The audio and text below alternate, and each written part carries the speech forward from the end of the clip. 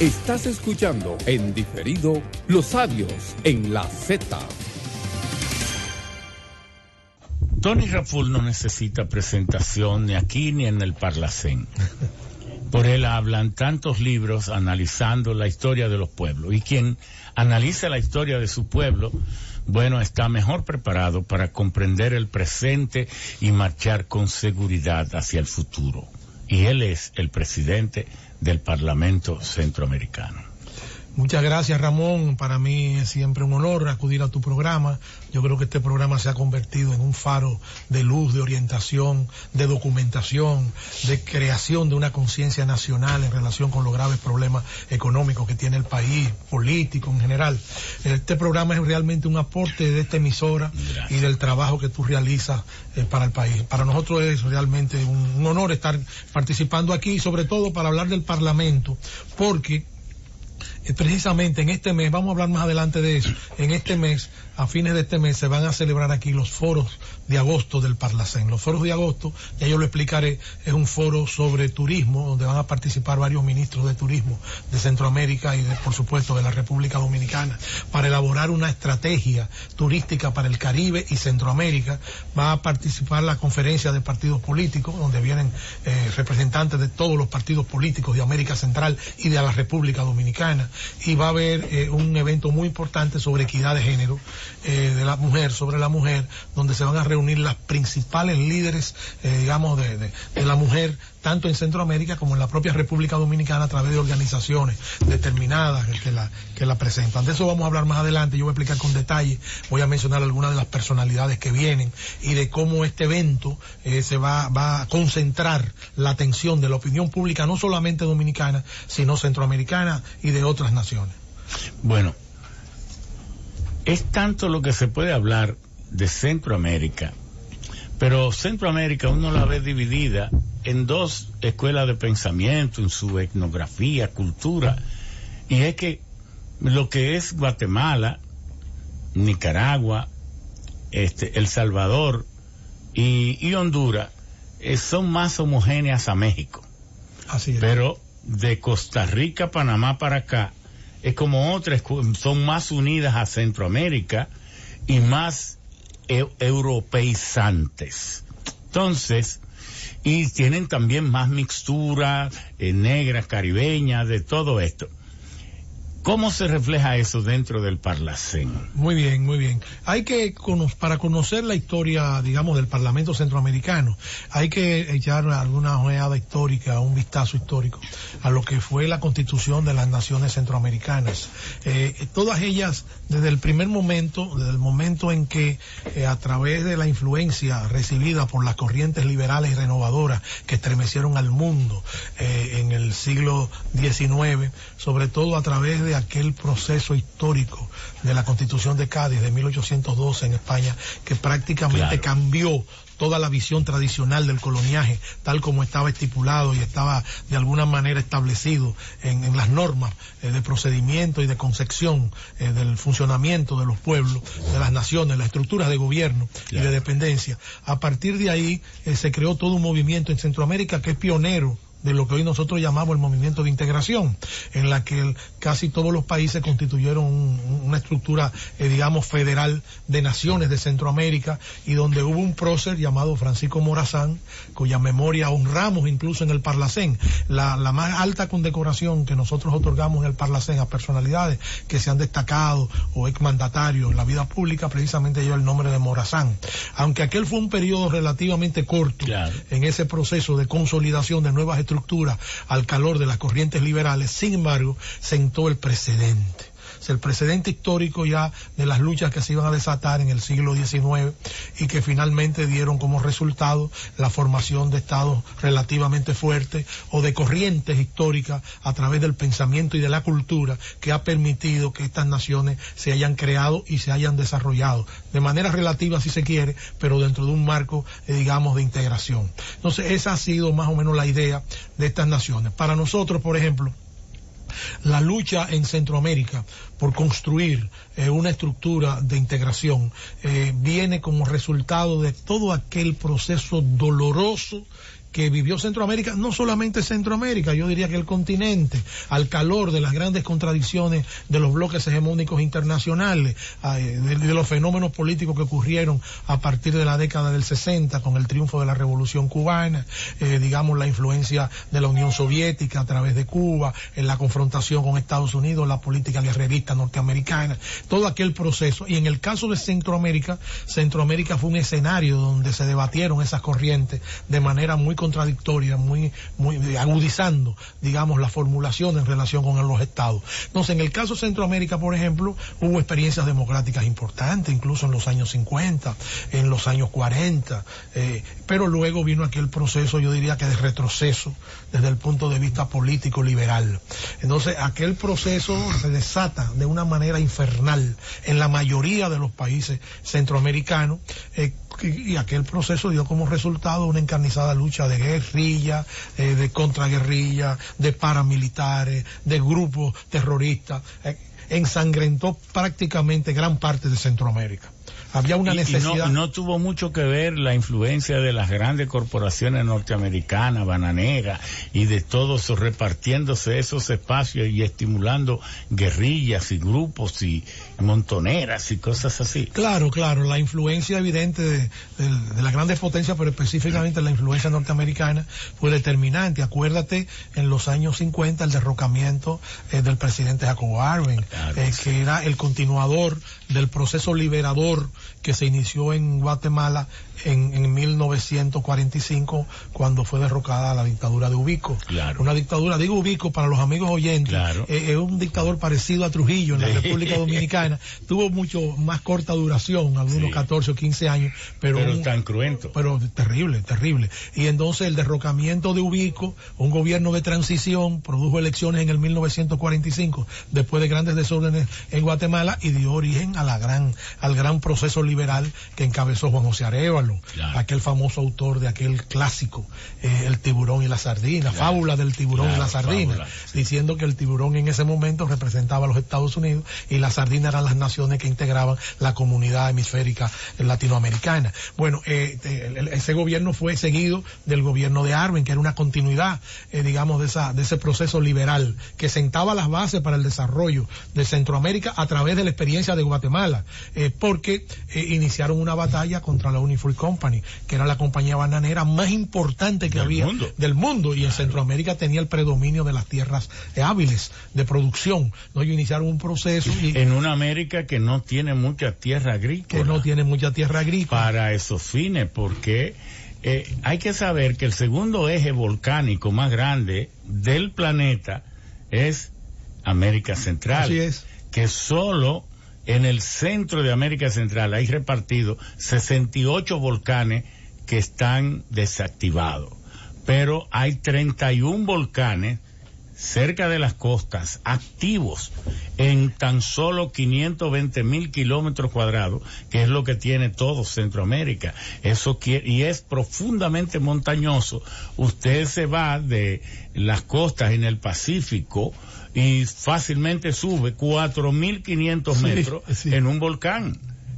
Y en la costa este, ya para el Atlántico, es más suave, pero las tierras agrícolas fértiles que buscaban estas empresas eran pocas y ellos se las tomaron todas. Así es, eso dio origen a trastornos desde el punto de vista institucional en esos países. Vinieron gobiernos ya evidentemente represivos, orientados en una corriente de derecha extrema, y todo ese proceso siguió en lo adelante en la mayoría de los países centroamericanos, en una gran parte de los países centroamericanos. Entonces arribamos, digamos, a la gran confrontación político-militar de los años 60, 70, y la mayoría de esos países centroamericanos fueron escenarios de luchas desgarradoras. Primero, que hicieron triza, reventaron lo que era el ordenamiento institucional, fueron dictaduras militares, persecuciones, denuncias de violaciones de los derechos humanos. Aquello se hundió realmente en una perspectiva muy negativa de lo que era la democracia como la habíamos concebido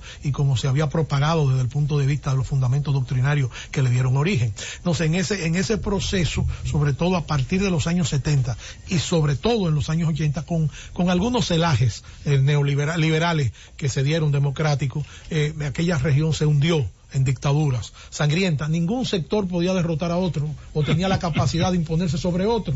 O sea, fíjate que mientras hubo incluso miles y miles de muertos, sobre todo en la mayoría de los países, ahí advino, digamos, el proceso de Nicaragua, el derrocamiento de Somoza con el triunfo en ese momento de la revolución sandinista, que fue un proceso integrador de fuerzas sociales, y Guatemala fue escenario de una guerra desgarradora, desastrosa, con crímenes horrendos. Allí incluso mataron a Monseñor Anulfo Romero.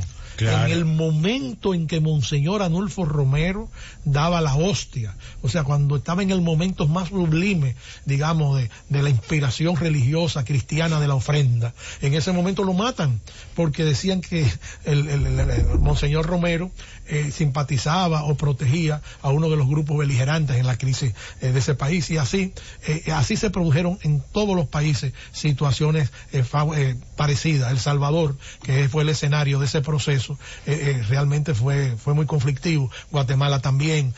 Nicaragua, luego de la revolución sandinista, entró en un proceso también en la lucha contra los contras, en un proceso también desestabilizador, y así todos los países experimentaron algún tipo de trastorno. Quizá Costa Rica, que tradicionalmente nos ha transmitido la idea de un estado, digamos, muy particular, donde las instituciones funcionan, donde la parte educativa es uno de los soportes básicos, claro, del desarrollo institucional, donde no hay ejército. Alguna gente se sorprenderán al oírme decir que no hay ejército. No hay ejército, no hay, lo cual no significa que no haya una policía, digamos, que coordine actividades. Claro, pero no hay ejército y policía son cosas distintas. Eso es aquí que creemos que los policías son militares. Exactamente. Entonces, en ese proceso arribamos, digamos, a la necesidad de establecer algún tipo de acuerdo que diera lugar a una especie de pacto, digamos, entre las fuerzas beligerantes en toda la región para lograr la paz, porque la paz era y es el objetivo fundamental de los pueblos. Ahora, América Central todavía muestra mucha desigualdad entre las mismas naciones, ¿verdad? Porque allí tenemos, en América, decimos que el país más pobre es Haití, pero el segundo es Honduras. Así es Honduras. Honduras. Estadísticamente es Honduras. Es Honduras, 66% de pobre, y lo más grave en Honduras es que hace 50 años tenía 50% de pobreza, y hoy tiene 66% de pobreza. Retrocede. Es decir, que no es que sea el segundo más pobre, sino que está retrocediendo, mientras todas las naciones han ido mejorando su situación. Entonces, nosotros estuvimos recientemente allá, en un magno evento en Chorotega, en Choluteca, en la cooperativa Chorotega, que fue la que nos invitó a través de Julito Fulcar, diputado dominicano y presidente del movimiento cooperativo aquí en República Dominicana. Entonces fuimos a dar una conferencia sobre los procesos productivos, la seguridad alimentaria y todo esto en medio de un respeto al medio ambiente. Entonces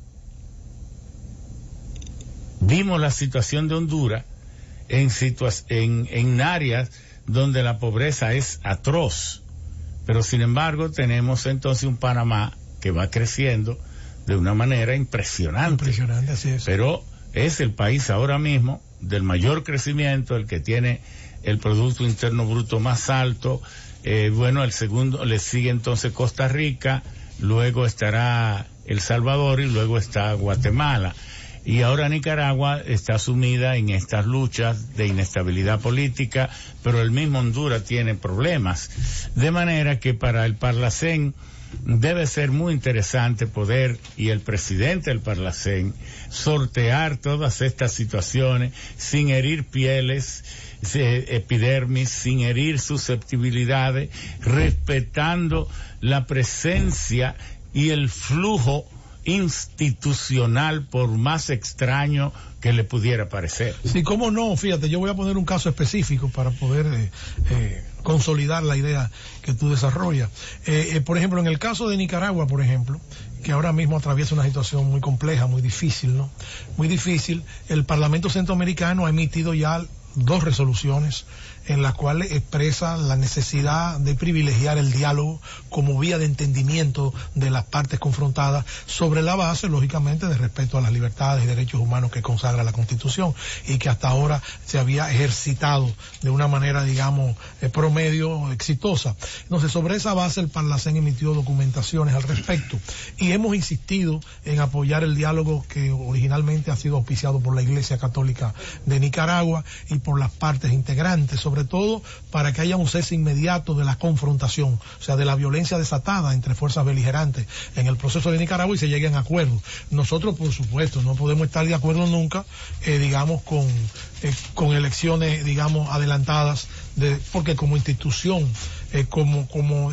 como estructura que agrupa a los estados, Nicaragua es estado parte del Parlamento Centroamericano y nosotros tenemos que respetar los periodos constitucionales. Lo que tenemos que hacer es intervenir desde el punto de vista de la orientación, de la colaboración, para que los conflictos se resuelvan, pero no podemos apoyar. Es decir, ustedes tienen que propugnar por el respeto a las cartas magnas, a las constituciones, porque es en base a eso que se integran las naciones al Parlacén. Al Parlacén. Nosotros no podemos aparecer bajo ninguna circunstancia propiciando ningún tipo de violentación de orden constitucional, independientemente de que sí auspiciamos y creamos y apoyamos en las condiciones del diálogo. Yo recientemente, Ramón, estuve en Washington hace alrededor de 15 días y sostuvimos una importante reunión de trabajo con el secretario general de la OEA, el señor Luis Almagro, y tratamos diversos puntos y tratamos también la problemática existente en Nicaragua, porque es lo que está más actual desde el punto de vista de la búsqueda y restablecimiento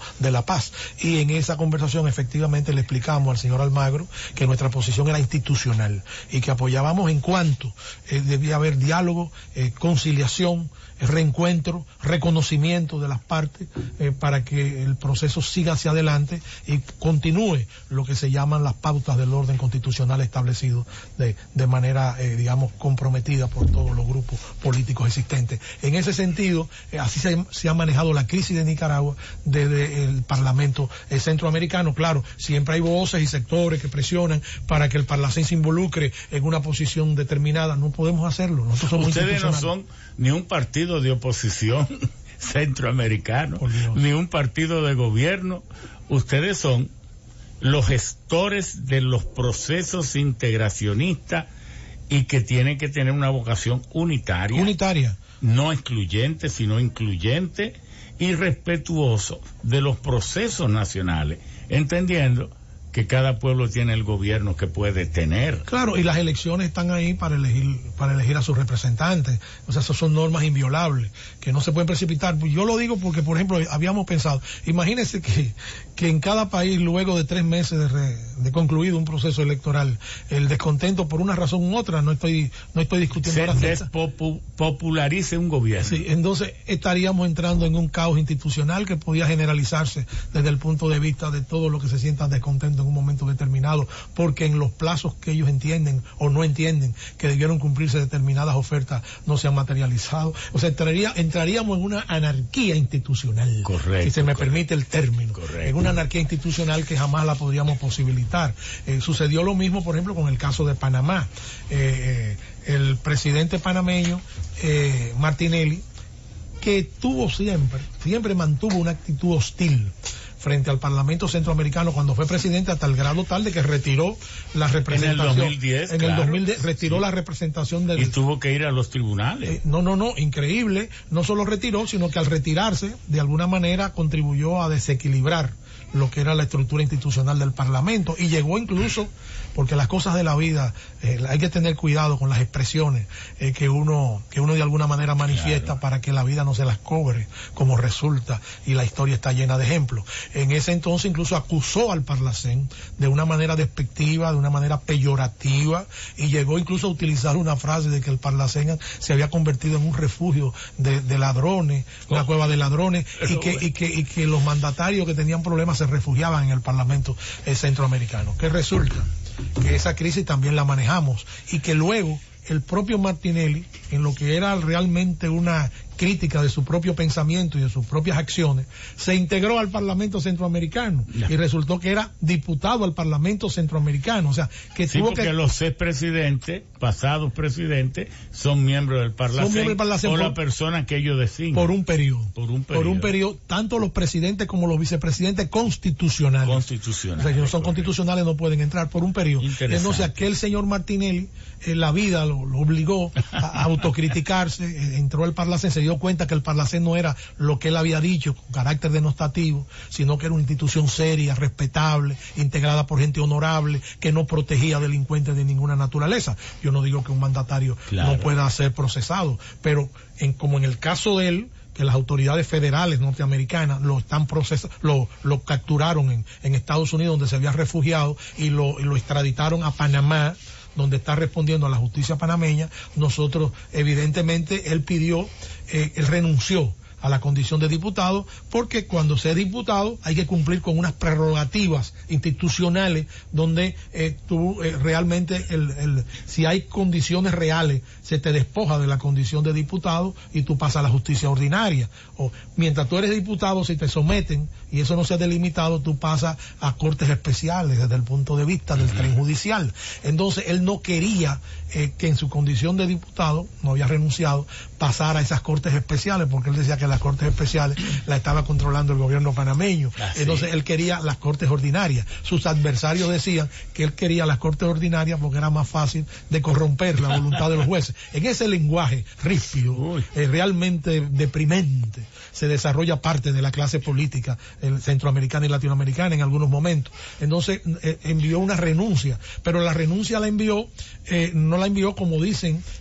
Yo sé que nuestra audiencia ahora mismo no se va a mover frente a su receptor y a su dial, porque vamos a hacer una pausa por fuerza y ahora continúa entonces Tony Raful en este interesantísimo diálogo sobre la situación centroamericana, y luego vamos a entrar propiamente en describir cómo nace el Parlacén, cómo está constituido, cómo funciona, cómo se financia, y entonces cuáles objetivos buscan los diputados de cada nación, ya que movilizan su ciudadanía votando para elegirlo. Entonces vamos a ver cuáles son los objetivos trascendentes que deben tener, porque yo sí sé que los que diseñaron el Parlacén tienen muy claro los grandes aportes que puede hacer el Parlacén a las economías de nuestro pueblo. Desde luego, el tema de la integración, integrar quiere decir reunirnos para hacer cosas juntos. Pero ¿qué significa eso? Que cuando nos reunimos para hacer cosas juntos, usted tiene que modificar algunas cosas para yo modificar otras, y entonces entre todos tener más fuerza y que nos sea más fácil lograr los objetivos que buscamos. Vamos a la pausa. Están los sabios en la Z.